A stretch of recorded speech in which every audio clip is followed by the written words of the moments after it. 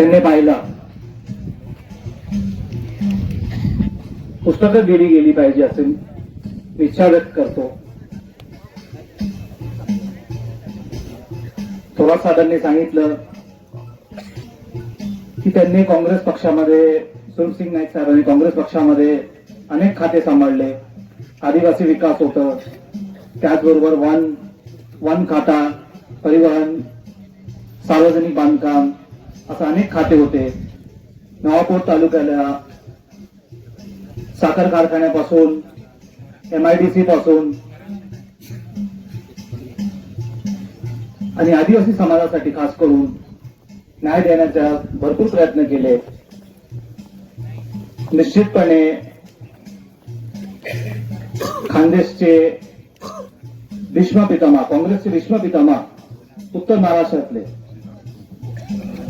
आज आपण त्यांना गमावलं आहे. पण युवा खासदार म्हणून मला निश्चितपणे आठवण आहे, जेव्हा मी खासदारी नव्हतो, वडील आमदार असताना नंदुरबार काँग्रेसचा बालेकिल्ला राहिला होता. एक माणिकराव गावित साहेबांमुळे आणि दुसरं सुरसिंग नाईक साहेबांमुळे. आणि निश्चितपणे सुरसिंग नाईक साहेबांनी काँग्रेसमध्ये जन्म घेतला आणि शेवटपर्यंत काँग्रेसमध्ये राहिले. आणि खरं काँग्रेसचे प्रत्येक कार्यकर्त्याला आज दुःखाचं डोंगर कोसळून आलं आहे. निश्चितपणे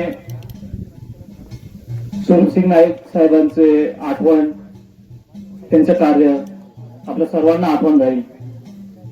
आणि युवा खासदार म्हणून मी पण प्रयत्न करेन की नंदुरबार लोकसभा मतदारसंघाला, ज्यामध्ये नंदुरबार नवापूर तालुकाही सुद्धा येतं, न्याय देण्याचा पूर्ण प्रयत्न करू. तेवढंच बोलतो मी आणि दोन शब्द संपवतो. त्यांना भावपूर्ण श्रद्धांजली अर्पण करतो. धन्यवाद.